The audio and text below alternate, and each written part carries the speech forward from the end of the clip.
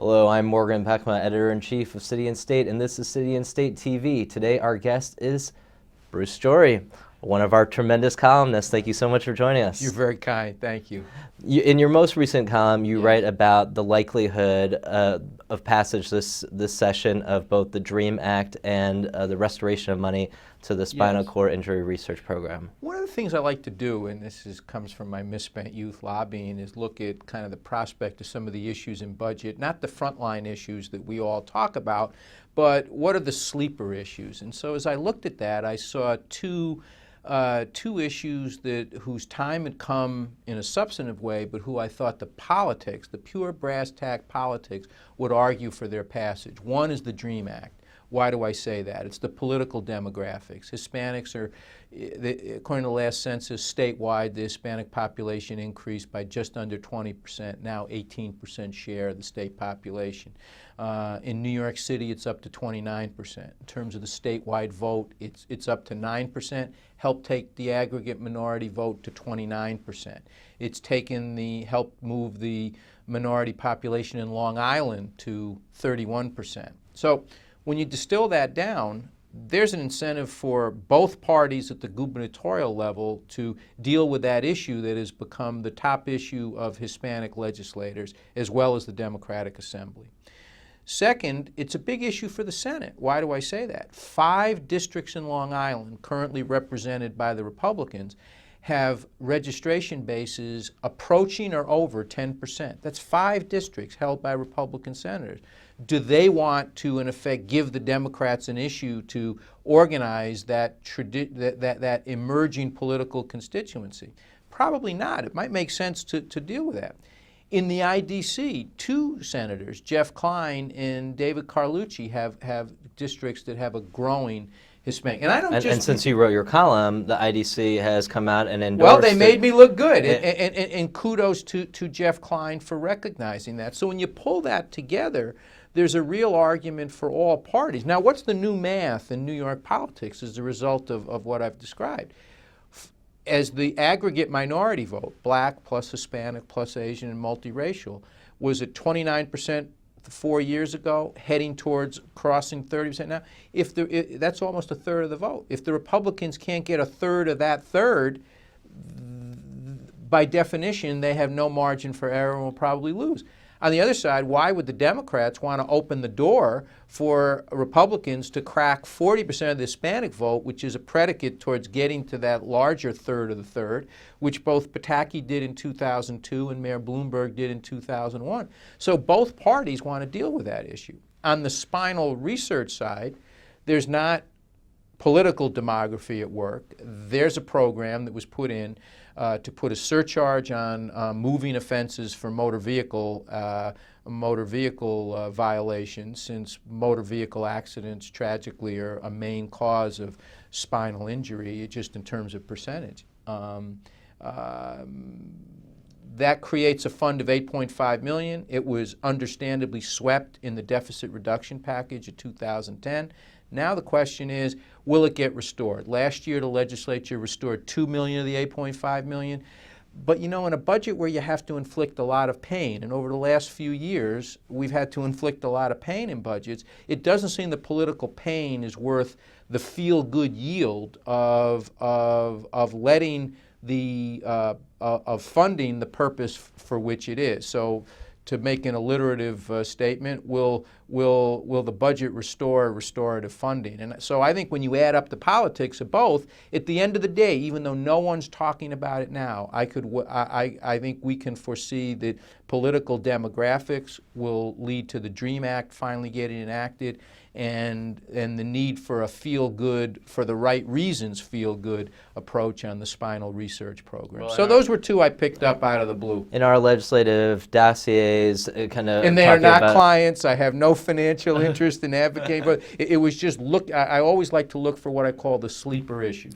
Well, in our legislative dossier issue that we put out as a special issue for the State of the State, so many legislators said that their choice piece of legislation last year was the restoration of money to the $80 million to disabilities that was Yes. cut from the budget. So it does seem that for just a small price tag of $6.5 million, that it's like putting money back into spinal research would be kind of a no-brainer. And the DREAM Act was mentioned in your issue, a lot of that. In fact, I thought, kudos to you. I must tell you, I studied those issues, that city and state publication, because you got a real sense of what the individual legislators were prioritizing, and from that you get a sense of what they're likely to be saying in conference, which leads you to what the conference say. You know, one of the misnomers is 3 men in a room. Because in reality, the budget process is really, actually there's 30 tables to make up a budget when you break it all down. But the role of the conferences is very much underestimated from the outside, because none of us, unless we're legislators, sit in those conferences. But when you study the budget process, so much of the prioritization, and that's what budgets are, where do they put their priorities, what are they really negotiating hard on, come out of those so-called conferences we're together. So when you study, based on your good work journalistically, what individual legislators prioritize, you can glean a lot of what's going to go on in the conference. Now, Speaker that Mark, was a plug, and you deserve it. Thank you, thank you. Speaker Mark Viverito and the City Council seem to be leaning toward non-citizen voting, and that would obviously dramatically increase the number of Hispanic voters and Asian voters. I mean, do you think that, although that wouldn't affect statewide elections or elections for the legislature, that is also part of the underlying calculus in embracing something like the DREAM Act? Although that is one, when you look at it, immigration issues tend to have what I call a Malcolm Gladwell blink kind of moment. How does the electorate react to them? On the DREAM Act, it's overwhelmingly positive. People say, why should we not allow young people who came to this country as minors, who were not here as citizens but have largely known no other life than those of Americans, why should we deny them a chance for upward mobility? It makes no sense. So that's a positive reaction. On driver's licenses back in 2007, when Spitzer put it forward, the immediate Malcolm Gladwell blink reaction was, they're illegal. Why should they have a driver's license? They didn't want to listen to the Bill Brattons and the Richard Clarks saying, from a security standpoint, better to bring people out of the shadows so we know where they are. And now it's much less controversial, but politically at the time it was a thunderclap. This issue, and I have not thought about it, whether to take a position, although no one cares about my views, but that's one where I could see that generating a lot of negative reaction, the notion of voting, and all the more reason, therefore, for the state legislature to preempt something that could be very divisive by doing something that would be very positive. Because the polling data on the DREAM Act, nationally and in the state, is very positive, because people say, why should we deny the American dream to young people who came here, who were brought here, who didn't choose to be undocumented immigrants? We want them to get an education, and that's good for us too, because educated citizens have a greater chance of finding a career and becoming taxpayers. Now, I don't want to be overly cynical, but when you talk about the polling and the DREAM Act, I mean, how much of the priorities in the governor's budget have been dictated by polling?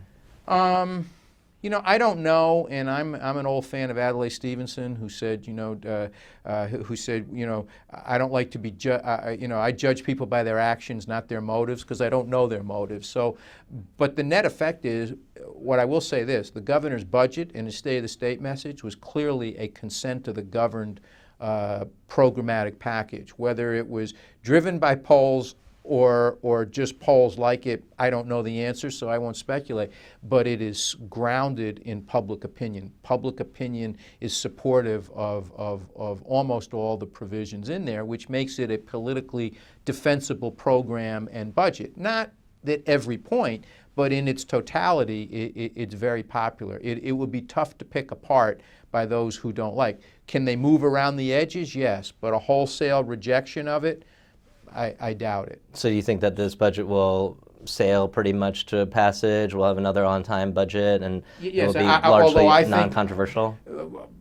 I would never say non-controversial, and I would make this prediction. I think they'll reach agreement on pre-K. I don't know how, but I think the most controversial issue will be the fact that upstate school districts are hurting, and whether there's enough, whether the upstate school districts feel that there's enough school aid in there for them, because they do not have the tax base that has let them absorb some of the cuts of recent years that Long Island, with its healthy tax base, and New York City, supplemented not just by the property tax but by the income tax, has been able to sustain. A lot of smaller upstate school districts in the rural areas, as well as in the smaller to medium cities upstate, they have problems. And the fact that we have not used foundation aid as we thought we would in the CFE, because foundation aid was perceived as a pro-New York City provision, and in terms of dollars, yes, but in percentage terms, foundation aid is a godsend for upstate school districts,